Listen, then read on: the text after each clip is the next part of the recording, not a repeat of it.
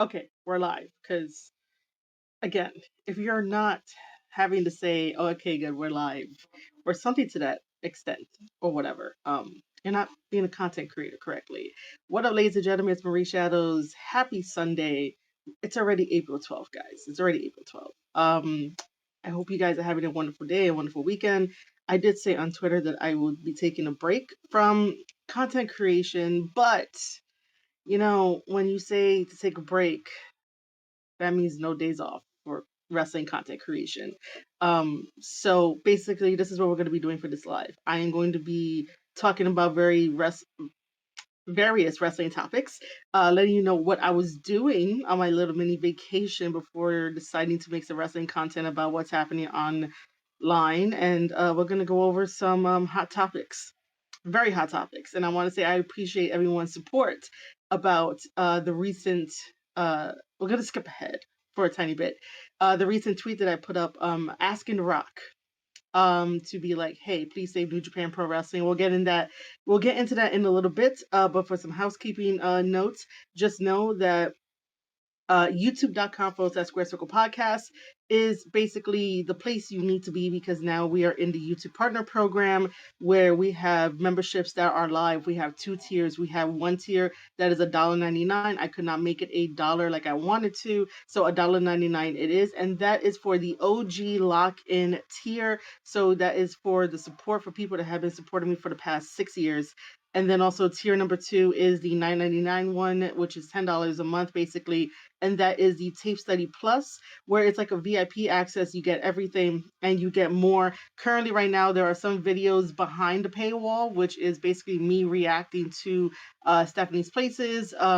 Legends of Future Greats are going to be happening soon.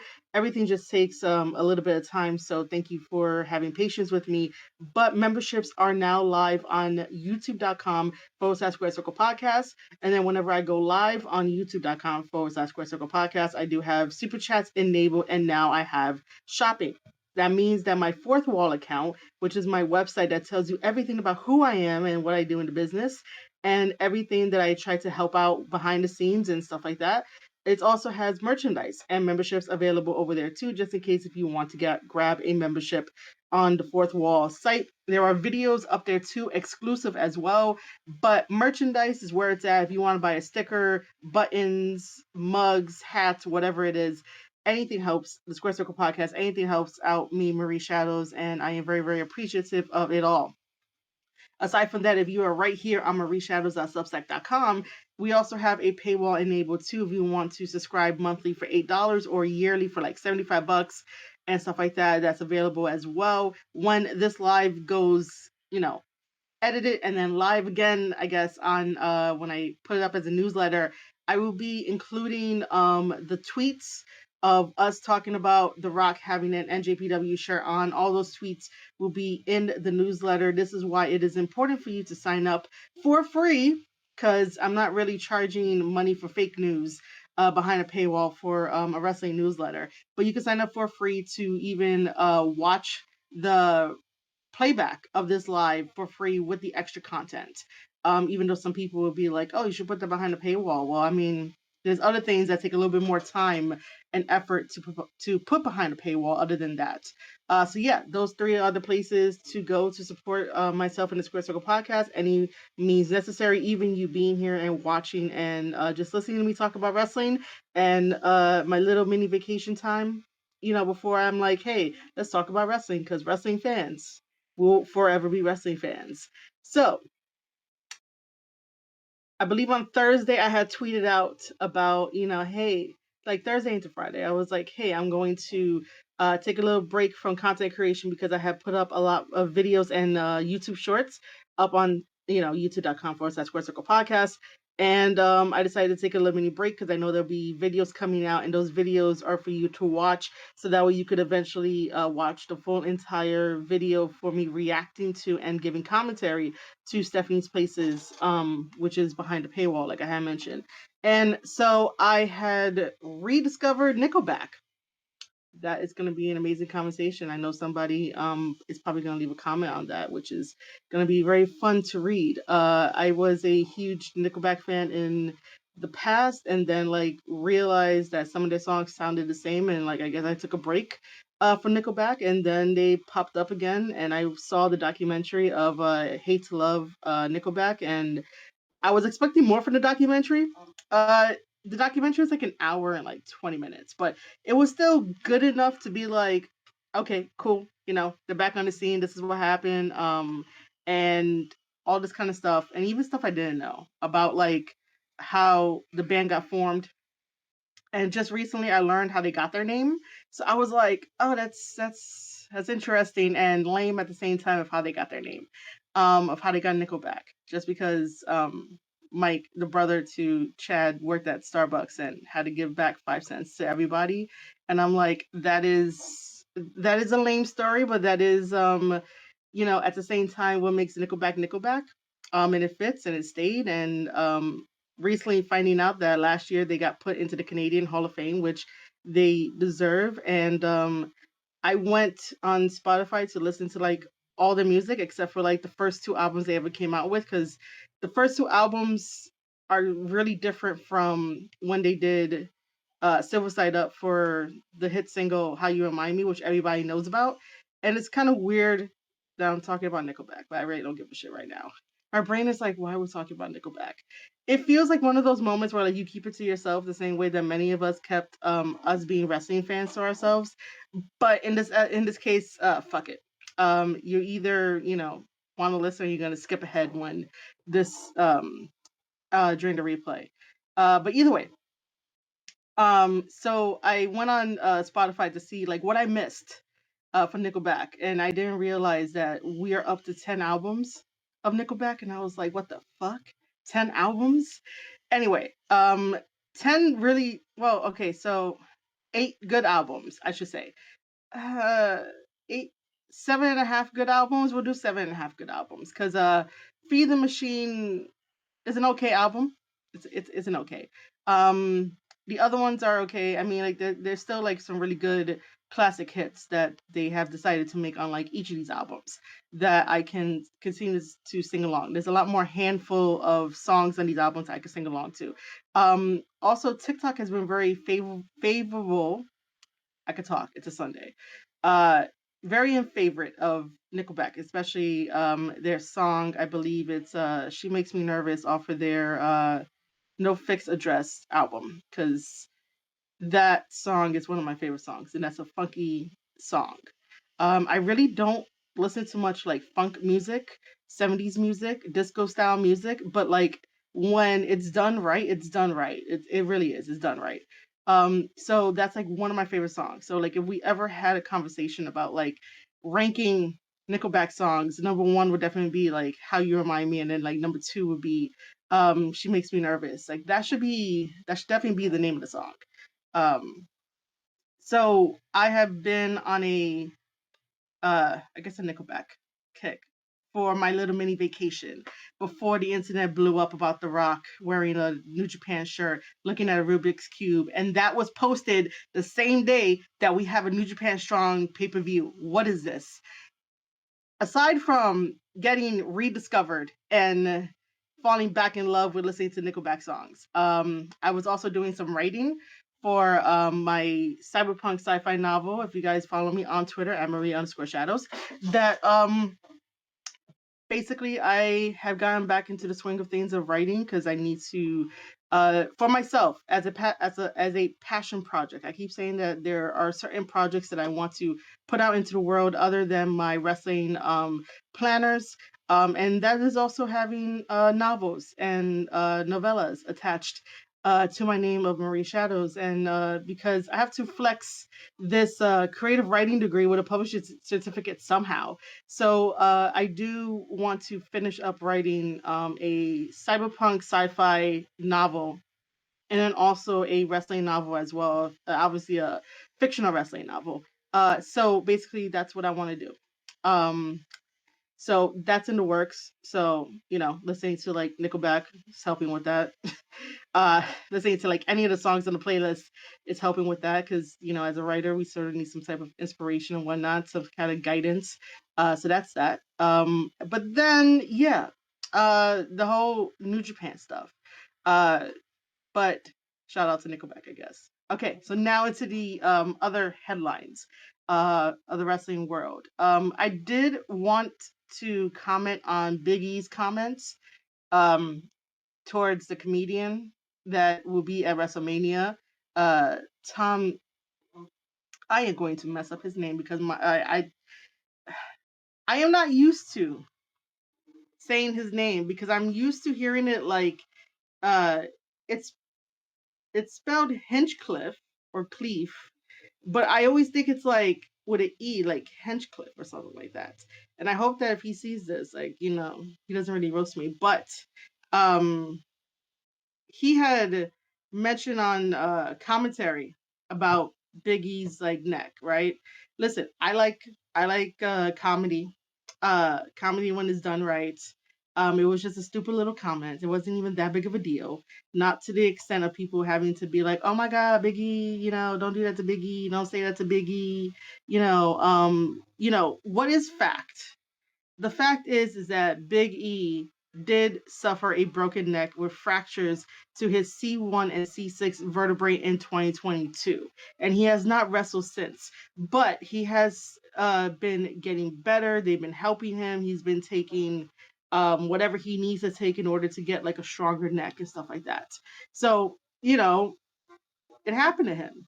The same way that if like somebody fell off a bike and like got scratched up on their knee, like that happened to them. Like you can make fun of it in a way. And people might not like sit well with me by saying that you can make fun of it, but like jokes happen all the time. Like people act like they can't joke about anything. They can't joke about dark humor. And the moment they hear something, you know, it's barely dark humor for him for the comedian to tell Michael Cole that the only thing stiffer than Michael Cole is Biggie's neck. Like that is child's play compared to what I hear and compared to what people say. And on the internet they make it seem as if like everybody's an angel and that nobody has skeletons in their closet, especially the ones that are always like, "Oh my god, you can't say that. Oh my god, like that's not, appropriate. You can't do this, you can't do that." Like we're all human beings. We all have individual thought. We all have individual personalities. So yeah, we can definitely like joke about some stuff. Can some stuff be taken like really really out of line? Yeah, sure, that could always happen. But was this out of line? No, not really. It was just like, oh, haha, a little stupid joke. Okay, cool, move on. It's not that big of a deal. But to read Big E's comments about it's really like to ask the question, has Big E given up? Because it was so neutral, maybe even company line, and felt like, he didn't want to start no trouble and stuff like that. And it's like, you know, sometimes when a comedian or even your friends like clap back at you, the natural instinct is to clap back at them. Even if like, since the comedian and Biggie are obviously like not friends. Maybe they are, maybe they aren't. But naturally you want to be like, oh, you think you're funny, and then you come out with, your own clapback. But I just wanted to break this down because it just really sounded as if like he gave up. As if it's like, very trying to be neutral, giving up, and being like, "Oh, it's not my call." I don't know. He just said it. Like I don't know. So let's go through this. Let's break it down. And the only reason why I want to break it down is because I thought that it was really like, what are we doing here, Biggie? Like, what are we doing here? Um. So Biggie starts off with his comment saying, end quote. "I guess at my big age of 39 years old, people will say what they want about you."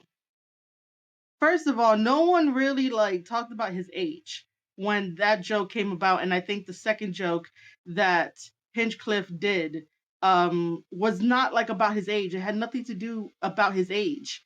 Why are you trying to get sympathy because you're 39 years old? Like it was a stupid joke that should have just brushed off if you didn't want to like clap back. Biggie continues in his quote, "It has nothing to do with me. It's not my business." It kind of is your business because he's making fun of something factual that you could have been like, bro, don't go there, or else this is my clap back, or something like that. Or turn into a wrestler and be like, oh, the next time I see you, you're gonna be wearing a neck brace. Like, play along with it. Biggie goes on to say, look, say what you want. He was given a mic, he was given an opportunity. People will feel how they want to. What? uh, of course he was given a mic because he has to also promote the fact that he'll be at WrestleMania doing a roasting session uh, by way of Netflix. And he was given the opportunity to be on commentary. He never been on commentary, but what does he know best? He knows about making jokes, whether you find them hilarious or not. If you don't find them hilarious, then he's not your comedian. But then again, most things, most things comedians can't do is tell jokes nowadays because someone's gonna be like, "That's offensive." Like, no, it's not. It's not really offensive. Um, it's really not. It's a joke. Sometimes you say jokes to make light of things because that's how sometimes people deal with certain things, or you just make a joke to be funny and it's supposed to be like laughable and whatnot. But everyone has their own little idea of like what it means to be a comedian and like what it means to be funny. And if it's not your kind of funniness, then like find a comedian that is your type of funny, and or maybe like become your own comedian and see what happens. Um, I like to laugh. I do. I like to laugh. I like to also hear some really dark jokes and be like, bro, that's fucked up, and like probably laugh. Because that's just how it is. A joke is a joke. Um, because most of the time it's true. You joke about things that are true, and you joke about things to bring light to that and have people think. But if all you're gonna do is coddle people and coddle yourself and be like, oh my god, you can't say this, you can't say that, you're gonna be very, very, very limited in the scope of how you think about things in the world and how you use critical thinking in order to combat certain types of things. Like, you can't keep living in a world in your mind of like, that's bad, that's bad, that's bad, therefore I cannot like it no more because somebody who's not even related to you or in ties in some way, but somebody on the internet was like, that's bad, you shouldn't do this or that. Don't follow those people. Don't get influenced by those people. Stand your ground and your beliefs and your convictions. Yes, you should have an open mind. You should have an open perspective to listen to people and just take bits and pieces and like little golden nuggets, but not be like, oh my God, I have to completely change my whole life because this one person that I don't know on the internet is telling me that I should, when most of the time they are not even following their own advice. That's just Marie Shadow advice right there. Biggie goes on to say in this quote, the WWE fan favorite, went on to admit he was tired of having to weigh in on people talking about him, but suggested that navigating those kinds of comments comes with being a public, being in the public eye, which is true. Which is true that you definitely have to, navigate these things and whatnot. But it wasn't that big of a deal for him to be like he's tired of having to weigh in on stuff. Like, why are you tired all of a sudden of that? Like, he could just be like, he could just turn on the wrestler in him and tell Hinchcliffe, yo, the next time that I see you, you'll have something or whatever. Like, I just don't, I just don't get it. Because, not everybody is talking about Big E or giving him grief or being like, this or that. I mean, you have the New Day still going on and on about it, and they're becoming heels and shit. But yeah. Um, so here's more of the quote. I am reading this off of a off of an article. Um, so here's more of the quote. Whether they're jokes, whether they're not, and it's their and that is their right. Um, what? I get I'm on here. It was said on the show I'm supposed to talk, especially when things are mentioned about me. I should have an opinion about them. You don't necessarily have to have an opinion about everything. Even if you're on the talk show, to be like, oh, let's go and review Raw right away, or let's talk to this person or whatnot. You could just be like, oh, I didn't hear a joke. He could just brush it off like that. Like, I didn't hear the joke. I don't know what you're talking about. Um, oh, here's more of the quote down the bottom. But like, if he didn't want to talk about it, it'd be like, oh, I don't know what he was talking about. Yeah, or Biggie could have been like, yeah, I broke my neck. Well, um, something to the effect. Like lean into it a little bit. It's not like he was going after him on a like really big personal level. It was just doing the analogy of like how long have we known Michael Cole to maybe be stiff with air quotation marks, for all the years that we see Michael Cole. So like the joke was there. The joke was there because comedians don't follow like a strict uh code, but a code is kind of not the word I'm looking for, but they're not following like a strict guideline for when they do their comedy. They have free range. So that's why I can't believe I have to break this joke down.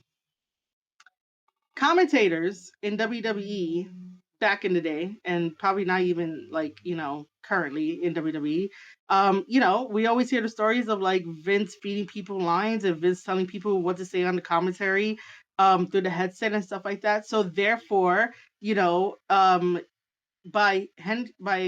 Tom over here saying that like the only thing stiffer than Michael Cole, meaning that like he has to be stiff and brought to the guidelines and regulations of how to call the commentary matches. Comparing that to Big E when Big E had to be in the neck brace before they can take it off and he was healing properly. It makes sense. It's the analogy. So it's not even that big of a deal. It's a tiny little joke. Anyway, Biggie goes on to say, here's the thing, the quote about the tiring part. Um, it's just it is tiring to have to weigh in on everyone's opinion or whatever they say. Look, I'm not hurt, I'm good. That is more towards the fans because the fans always want somebody to say something and you don't really have to do that. But, he doesn't really have to say that he's tired of that. He'll be like, a better way to have said it was, thanks to everyone online that has weighed in on this situation. I get it. I'm not hurt. I'm good. Simple. Biggie goes on to say, I want the discourse to be had without me, honestly. I really have no desire to weigh in on this. I didn't sign up for this. I wasn't aware of this. No one is aware of anything that is said on commentary. No one signs up to whatever commentary says and whatever jokes are thrown out there. That's just life. Life goes on, life moves. Like life is not going to sign you up to be like, hey, in the next, I don't know, 5 minutes there's going to be a joke about you, I need you to sign this contract. They're not going to do that. So sometimes this feels more like a defeat. This feels more like a giving up. He doesn't have to be online 24/7. Obviously, I don't think he is. But if people just send him stuff about like the discourse or whatnot, he doesn't have to pay attention to it. Like he could just go and like live his life, and let fans weigh in on the discourse without him being there. Like he's not really there. Fans are just passionate. And sometimes fans want to coddle and protect people just a little too much that it feels like it's smothering, and it's like, let them be on their own 2 feet, they'll be fine. But this sounds like giving up. Like, I didn't sign up for this, I wasn't aware of this. And it's like nobody ever is, dude. Nobody ever is. He goes on to say, he did what he wanted to. People signed off on it. It has nothing to do with me, truly. That one kind of puzzled me, only because, like, what do you mean people signed off on it? Nobody knows what a comedian is gonna say, and like, no one is gonna give him a script to be like, oh, I need you to say this line because this line is gonna be really, really good. No one's doing that. Everything that I heard from Hinchcliffe here on commentary that time on Monday Night Raw was everything that he normally does as an improv. Like, people, like, who signed off on this? No one really didn't do that. Um, and then say it has nothing to do with me, truly, as if like to push away, as if like, oh, he really, he could talk about me, but I'm not gonna say anything, like to push the guy away or to push the situation away because fans, probably got a little bit out of hand with defending Biggie and stuff. In this article, it says while Biggie took the high road, he didn't take the high road. There's no taking high road here. It's more about downplaying Hinchcliffe, and it's more about being like, oh, yeah, I don't really have a idea about it. I don't have anything to talk about, blah blah blah. Like, you know, um, it's not really taking the high road, not at all. Um, and a tasteless joke is not really a tasteless joke, not at all. It's just really stupid. That should have just been like, all right, cool, whatever, haha. Let's go on to the next. Um, but yeah, sometimes articles tend to want to do the whole rage baiting for like no reason. The only reason why I wanted to bring it up is because I really thought the answer that uh Biggie gave was trying to search for the right thing to say, you know, other than trying to lean into it a little bit to take, the edge off of it. Cause it's just one of those things of like, it was just making a stupid analogy. It was a bigger picture kind of, joke. Um, you know, Biggie is still here. That's the important part. That really is that really is the important part. And in this article, they included other kind of tweets from people, and it's like, again, if this person is not, you don't like the comedy, you don't like the comedy. Um, Other than that, yeah. So again, like, I just wanted to bring this up because I thought it was really weird the way that Biggie gave his response. It just sounded like defeat. It sounded like, he gave up, rather than like trying to be like, oh, I see, ha ha ha. But then again, this is not me trying to be like, oh, this is what Biggie should have said. These are just ideas of stuff that he could have done, so that way it could just take off this edge that people seem way too comfortable to come to the defense or being a knight for somebody else before that person has a chance to say something or rebuttal someone who is a comedian. um you know uh and yeah, so I just thought that it was one of those things that the answer was weird, because again, it's like pushing away when there's nothing to push away. Should have been like, oh, there goes another comedian trying to get famous off of my name. That could have been like a clapback. That could have been it. But it's really, you know it's really one of those things. um but yeah, I just wanted to talk about it because I just feel like, um, ever since Biggie took the position to talk about wrestling on the panel, it's more about like, he's just going through the motions, and it's like maybe Xavier Woods and Kofi Kingston were, real and true about what they said. And you can definitely see it.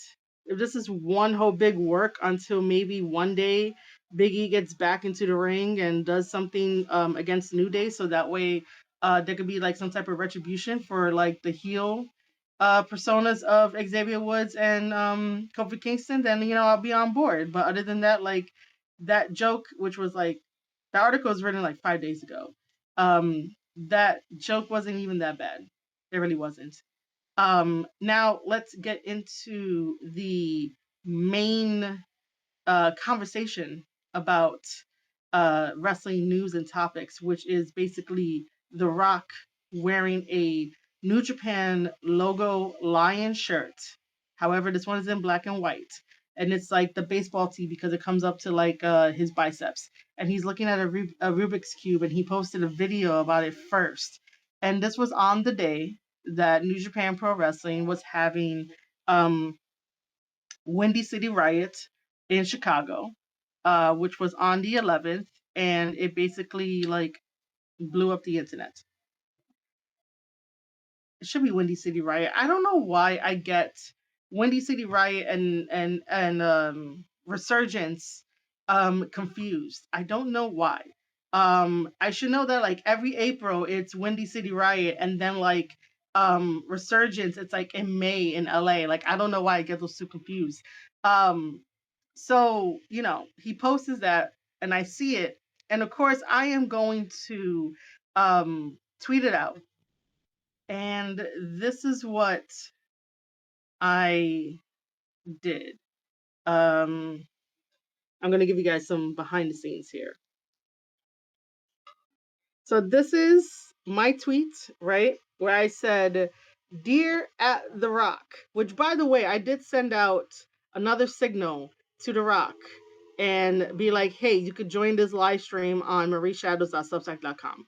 Obviously no word, nothing like that. So it is Dear the Rock, NJPW needs saving. Yes, it does. You could go argue in the comments. Plus, need New Japan Strong back, those weekly shows. As I said before, if you have been following me since like day one all the way till now, I say that NJPW Strong, those weekly shows need to be back because they were helping the American audience get familiar with not only the American wrestlers, but also the Japanese wrestlers. And they would have a sold out show every single time the pay per views come around. But because stuff fell through, and the management that was holding together the NJPW Strong weekly shows and got disbanded, and those the ones in management, one of them, the referee, is over at WWE right now. So like it fell through, and we no longer have New Japan Strong weekly shows. Now we just have New Japan Strong pay-per-views, and they are the weakest builds that New Japan has. New Japan does a very decent way of building up their pay-per-views for people to be excited for it. However, because they are in partnership with AEW, it's becoming AEW like, where the build-ups doesn't make any sense. I have always been tagging Tanahashi, the ace, the president of New Japan Pro Wrestling, and tagging Gato because we know that Gato is the booker. And I want Gato and I to be friends because we have a similar thought pattern, and I didn't think that was possible.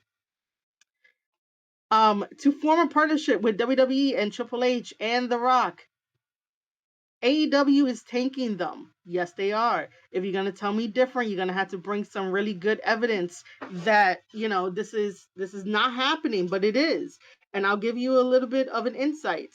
If you have been living under a rock, Tony Khan has bought out the top stars of New Japan Pro Wrestling without allowing New Japan Pro Wrestling to breathe and to appropriately move everybody else in those positions that basically needed to be filled.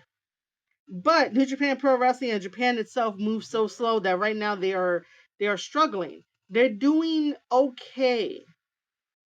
They're not doing decent. They are doing okay. So, and I also said book Tana versus Cena. So Tanahashi is retiring. He's going to retire next year.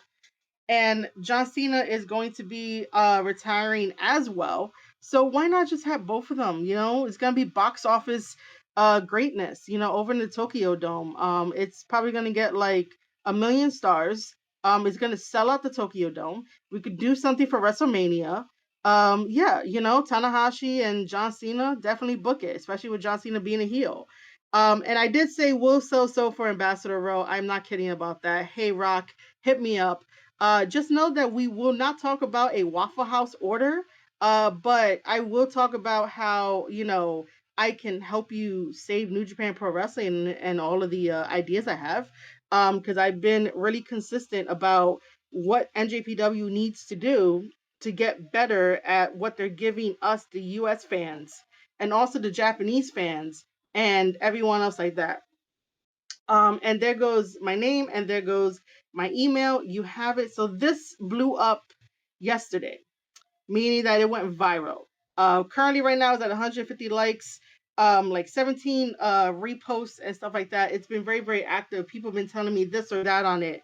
And I'm going to take a quick break. So give me a second. Okay. So thank you guys for being patient. But yeah, so this tweet right here, like, really made me go viral.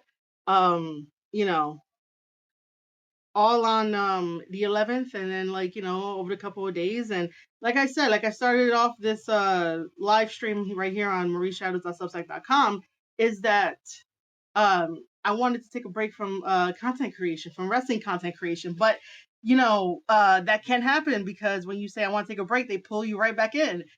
But see, people were coming into my tweets. I thought it was going to get a little bit of rowdiness, and not really.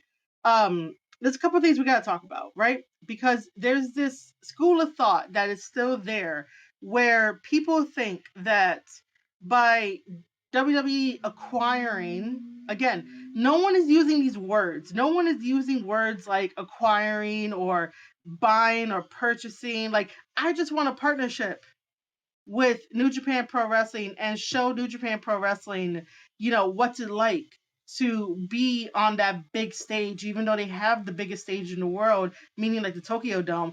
And again, I'm probably like in the very, very, very small niche of like really defending New Japan Pro Wrestling and really talking about New Japan Pro Wrestling.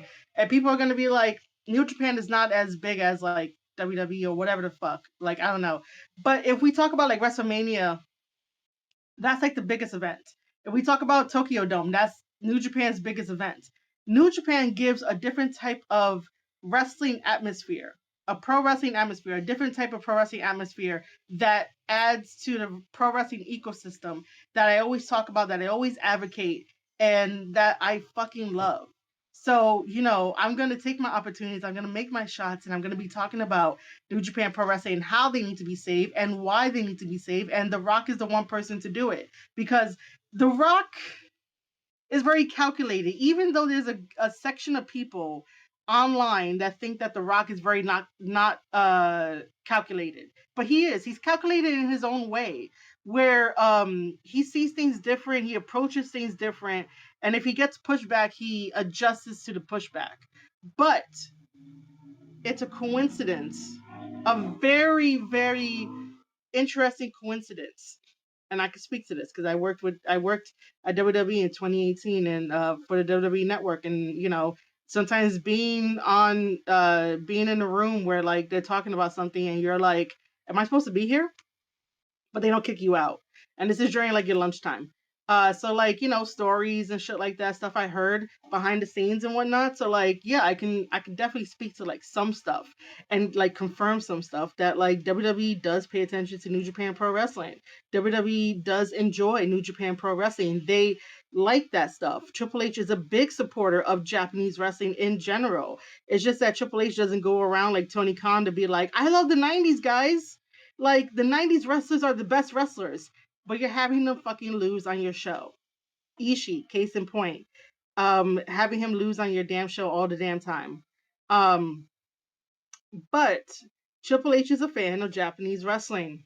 There's a reason why he likes the Bullet Club. There's a reason why he likes Pro Wrestling Noah and how they got that partnership. And that's all I want. I just want a partnership. I'm not even asking for like anything else. I just want a partnership so that way the Japanese guys can be on a big stage and people can get to know them, love them, and Japan can learn a couple things or two about them. The same way that like the WWE sent over wrestlers over to Pro Wrestling Noah, and then we have one Pro Wrestling Noah wrestler over here in WWE on excursion. I apologize if I can't pronounce his name right now because I don't want to fuck it up. So you guys know who he is. He's with Josh Briggs. Again, just no disrespect if I don't say his name, is because I don't want to fuck it up because it's not in front of my face for me to like say his name. It's just a respect thing. But I'm probably jumping around all over the place. So let's wind it back a little bit. Let's wind it back and have this conversation. Ooh, excuse me. Right now, online, there are two sections of fans. I'm not even counting the other podcasters that, want to say they talk about New Japan Pro Wrestling, but they don't talk about it like me. They don't defend it like me, and they don't really stay consistent like I do about talking about New Japan Pro Wrestling. And I will stand my ground on that forever. So, um, there are two kinds of fans online on Twitter, where people who are like me who want the partnership will be like, yeah, we want the partnership, and there'll be a great unison of like, yes, we want it, because we can now fantasy book, and then we know that the way that WWE books is going to be very beneficial for New Japan Pro Wrestling, and that's all we ask for. Do we just ask for benefits? We're not asking for like anything else that can, wipe off New Japan Pro Wrestling, because why would we do that? That's so stupid. Every single wrestling promotion is essential to the wrestling ecosystem. Um, and I know someone's gonna be like, "Well, don't you want AEW to die?" No, I don't. I want them to get their head out of their ass, meaning AEW. I want them to get their head out of their ass and start making changes and improvement, and basically try to become a wrestling promotion that is made for television and not a wrestling promotion that is made for a monthly viewing of people at bingo halls. Okay? People may not like that comment, but I don't give a shit. So, basically, the other side of the aisle will tell you that, why do you want a monopoly in wrestling? WWE is going to destroy New Japan Pro Wrestling. I got told on that tweet that like WWE is afraid of New Japan. WWE went over to Japan and had a week long of sell-out shows. Japanese fans dressed up as their favorite WWE wrestler. What does that tell you? And also, Japan, uh, ABMA has the streaming rights to show WWE Raw, SmackDown, the pay-per-views on their wrestling network. What does that tell you? I have an article on marieshadows.substack.com talking about that, about the media rights, the digital broadcasting media rights that they gave to Japan to show WWE programming on one of their biggest networks that have other Japanese promotions on there. It just doesn't have New Japan Pro Wrestling. It has everything else but New Japan Pro Wrestling, and that tells you a lot. So for everybody out there that's saying that this is not a good idea, they don't know what they're talking about. These are the same people that'll be like, support the wrestler, and then it's also like, oh my god, they're going over to WWE. That's not right. They shouldn't go there. I don't like WWE. Therefore, that wrestler is trash now. When like 6 months ago, you're like, this wrestler is the best. So why would you take advice from people who don't want to be in the business but want to be in the business by way of the dirt sheets, and kind of like boost up their opinion about wrestling when they don't get it? Wrestling is about a big picture atmosphere. It's not about a small picture. It's not about like, oh, what this wrestler could do for this company kind of deal. It's, what can this brand do for another brand that will help out the wrestlers in the brand that is struggling. That's what it is. Um, yeah, so The Rock wearing that shirt and having the Rubik's Cube on the day of a New Japan Strong pay-per-view, Windy City Riot, is no coincidence. I think it's by design. And I might be happy-go-lucky here, but like, The Rock doesn't do things, doesn't make decisions that are stupid when it comes to the business of wrestling. Um, Other than that whole entire like, I don't know, the last WrestleMania build up where Cody Rhodes gave him the spot to be at like the main event. Like that was a cool ass ride and a cool ass story, but at the same time it's like, what are we doing here? Like, this is the first time ever. But when you enjoy the ride, and when you know that, like, when you study the business enough and you look at what's happening, and you know that this happens because of this, you kind of can see the writing on the wall. Like, I have been calling for the partnership of New Japan Pro Wrestling and WWE because it is the most beneficial partnership there is out there, whether you want to believe it or not. And if you're not going to believe it, that just means that you just want to be a troll. You just want to push back on it. Because if you're not willing to have an open conversation, an honest one, where it's more of a big picture rather than like a small picture, and be like, oh my God, let's nitpick this, let's nitpick that in the conversation, it's not going to help you gain a different perspective at all. Because now you're just focusing on, well, WWE in the past bought up all of these territories. And again, that conversation is under Vince McMahon. I'm not afraid to say his name. That conversation is under Vince McMahon. under Triple H and TKO and like Nick Khan and The Rock, they are moving the chess pieces to give other people exposure now on their platform or even affiliated and or adjacent to their biggest platform being WWE. And I think that's very, very beneficial. Um, they're definitely getting a good feedback on everything.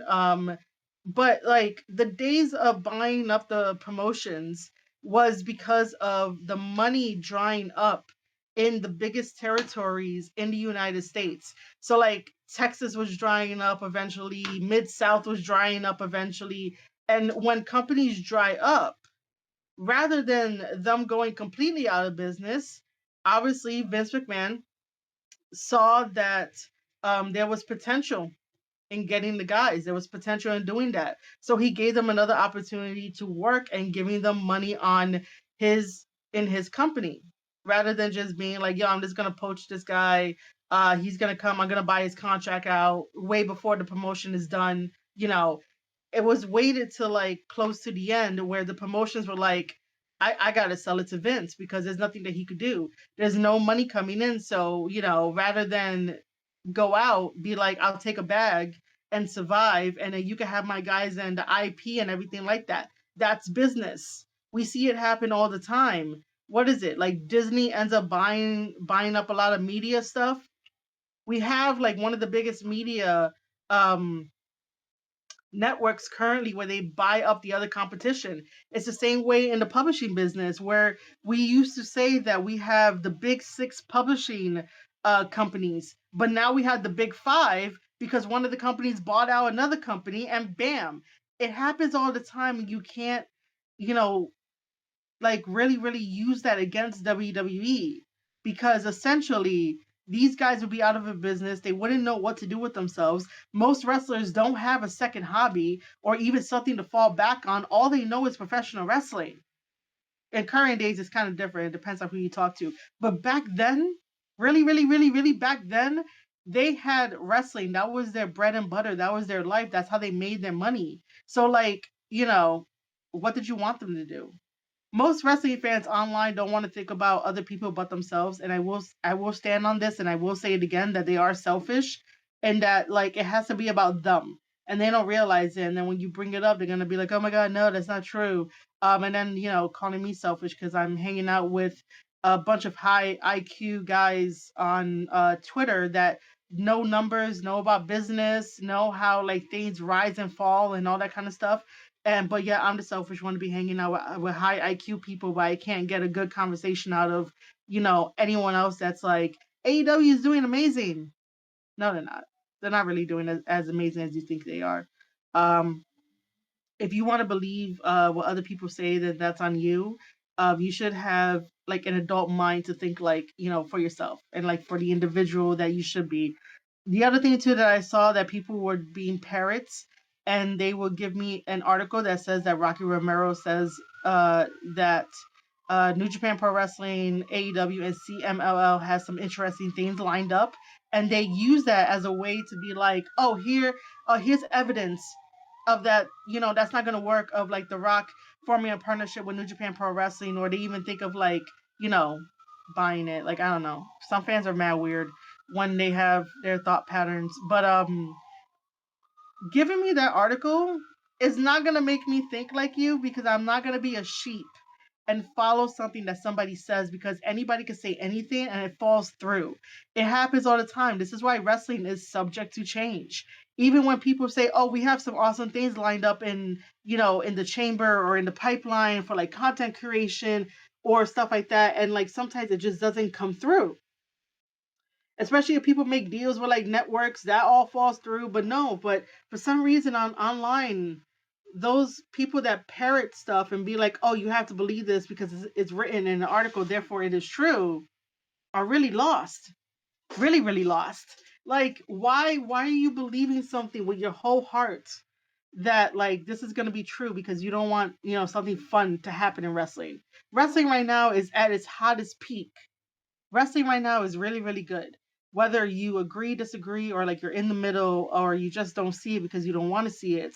But wrestling is really hot right now. WWE is not trying to like buy anything. WWE is just trying to give people a platform, give TNA a platform, all of the crossovers. WWE has a really huge roster. So what are you going to do with the guys and girls that are sitting at home? You send them to TNA. You send them to Marigold. You send them to Pro Wrestling Noah. You send them to other places to go and get more exposure, more reps in, get a different style in, and that's that. But I am very, very proud of my tweets. I am very, very proud that all on the 11th, I was really pushing for The Rock to see what I've been tagging him in and see what I've been talking about. And by the way, I was going to be like, it's no coincidence, but I'm like, that's not how I want to start this sentence off. But I was going to say that, by the way, New Japan Pro Wrestling themselves, their Instagram took the screenshot because the thing that I showed you guys, the tweet, The Rock actually made a video of it. So, The Rock, after he made a video, put it online. Most people just shared a screenshot of it. But for New Japan Pro Wrestling to take that screenshot and put it up on their Instagram, guys, the IWC, the Internet Wrestling Community, do not be naive. There is something here. Whether you see it now or you see it later or it never comes true or maybe it does come true, that's why the wrestling business is really like the most carny business there is. And they say never say never. So I don't think that it was a coincidence either that New Japan Pro Wrestling just wanted to put it up on their IG. And The Rock gave New Japan Pro Wrestling a lot of marketing, way more than AEW has ever given New Japan Pro Wrestling. And let's address that. So, somebody online told me that AEW promotes the wrestlers, and they do crossovers. And it's like, most of the New Japan guys that go over to AEW for the past years get a code open. They don't really get a promo package about who they are. They wrestle, they take the money and they go home. And they come back and do it again. And whenever an AEW star is promoted on New Japan, similar code opening, fans may not like him. When Kenny returned, he got a pop because it's Kenny Omega. But when the Young Bucks were like, "Yeah, we're coming back in," I'm like, no pop. Wrestle Dynasty was one of those measurements where it's like no pop for the AEW stars, more pops for the New Japan stars. So again, the partnership with AEW is not helping New Japan Pro Wrestling at all. So for anyone in my mentions over at Maria_Shadows, stop it. You got to be true to yourselves. You got to be true to what you're seeing, because again, I will say this over and over and over and over again, that we are seeing this in real time. We are seeing this in real time. And if you can't accept that reality, then, there's no point to basically chat with me on Twitter, because you only want to see your reality in this, which is really bad. Like wrestling fans, I guess new age wrestling fans only want to see their own reality in professional wrestling and not professional wrestling in the reality of the world and the ecosystem of professional wrestling and how that's supposed to thrive. There is something else that I do want to talk about. I did not take a screenshot to show you guys, but this next part is more about my gut feeling than anything else. While yes, I do work in the wrestling business and I do have contacts and I could talk to people and I could probably get some information. What I'm about to say next is basically just a gut feeling. That's all it is. And if I were to ever interview these two individuals, that is all it's going to be, because there's nothing else. Windy City Riot happened on April 11th in Chicago. We have a new New Japan Strong openweight champion in Ishii. I don't care. I don't care, because Ishii has really damaged his legacy and damaged his Stone Pitbull persona, and then to take the belt off of Gabe Kidd, even though Gabe Kidd really hasn't defended that belt, but he's shown the belt off, in New Japan itself, which I'm like, okay, cool, but who's gonna challenge you for it? Like one of the guys there should have challenged you for it. Like hell, Ren Narita should have challenged him for it. So um since Gabriel Kidd is no longer champion, that tells me that eventually he's gonna go to AEW. I don't see him going to WWE at this point in time. I don't know why. I don't know. I guess just because of like the way he built his character, the way he built his story and his journey and what we could follow, and him being the madman and him saying, F AEW and like, this and that and talk bad about it, and then had the match with Kenny Omega and then showed up at AEW. I was like, what are we doing here? Why are we doing that? Like, I need some believability as if it was like the 80s into the 90s of like, if you really did hate a promotion, like stay that you hated the promotion rather than being like, oh, you beat oh, see, my brain wanted Gabriel Kidd to beat Kenny Omega because I did a whole thing about it. But Gabe Kidd did not beat Kenny Omega, but he got the free ride to go to AEW, and I was like, why are we here? Why are we here after that? Like, there's no, what's the word I'm looking for? I want to say there's no like conviction in certain things, like stay true to who you are. But anyway, yeah, so that's where I see it. And then because Ishii won the title, um, I see Gabe Kidd going over to AEW, and because during the last event, Sakura Genesis, and we talked about how David Finlay lost to Goto, and then because Bullet Club War Dogs is in a feud with House of Torture right now. Um, Basically, they're going to be doing a dog pound cage match, which is a scary ass cage match. I have not watched the first one since it happened, and that was to get Osprey out, and Osprey went over to AEW, and that was his send off.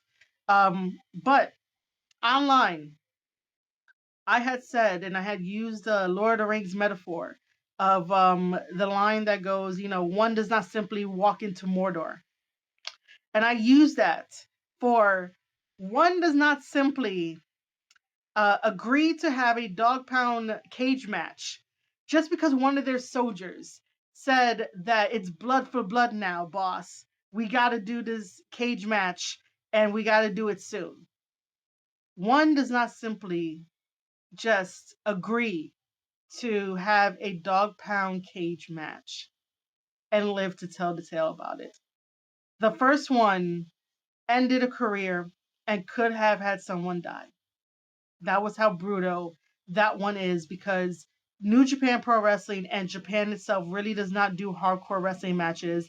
They do not do any kind of cage matches. So that cage match was the first in New Japan history. So to do it again, one person does not just wake up and be like, we're going to do a dog pound cage match. Doesn't happen. So because that was accepted, I was like, I have a feeling that David Finlay is going to go to WWE. His brother and his father is there.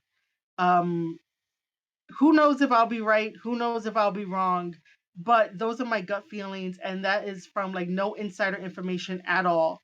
But those are just gut feelings because of how everything is falling into place.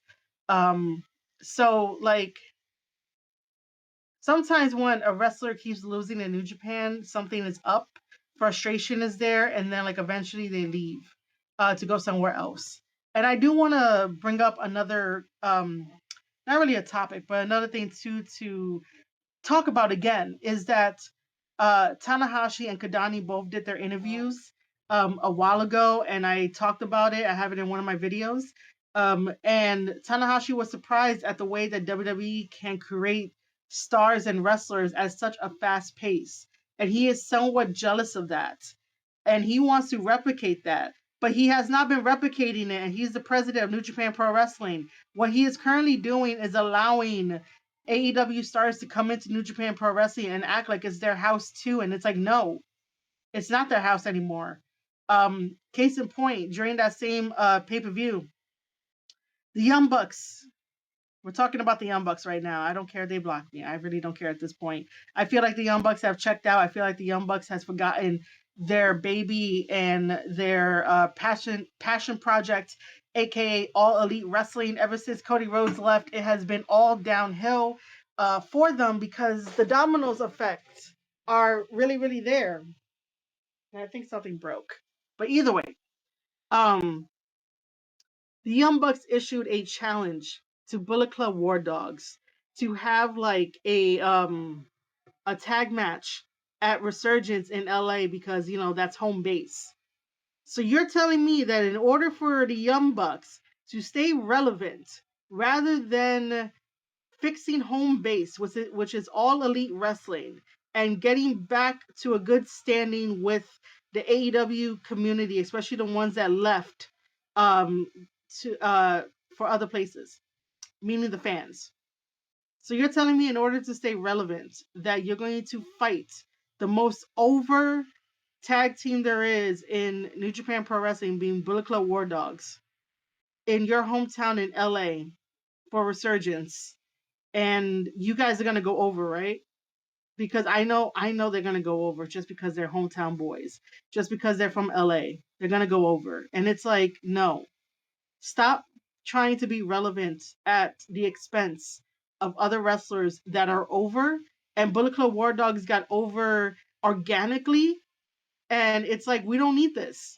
Why are you trying to come back into New Japan Pro Wrestling when AEW is, I want to say, sinking?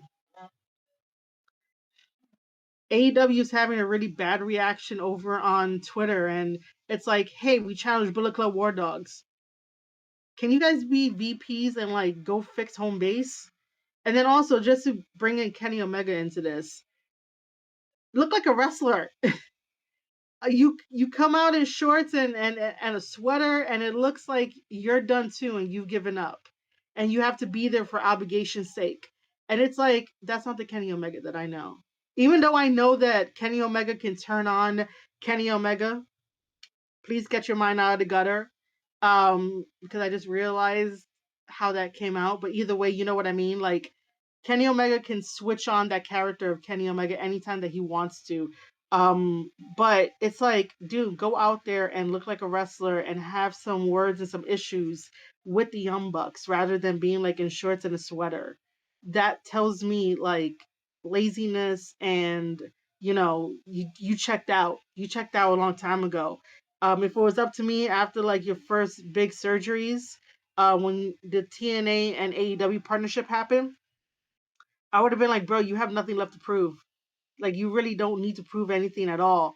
The same way that like after his intestine battle, he has nothing to prove. Kenny Omega has nothing to prove. He did it all, except for like having a really good long career in like WWE. But he did it all. He became the face of New Japan Pro Wrestling. He stayed in Japan for 10 years, going from DDT Pro to New Japan Pro Wrestling and doing the indies and stuff like that. I don't. Yeah, I don't. I never got to see Kenny Omega live. If anybody ever wanted to know, I never got to see him live. But yeah, like stuff like that. What else is happening in the world of wrestling that I want to quickly talk about? Because I hit everything that I wanted to do. So if you're just joining right now in like wherever this live stream is at, meaning like the time, um, I talked about Nickelback, how I've been getting back into Nickelback.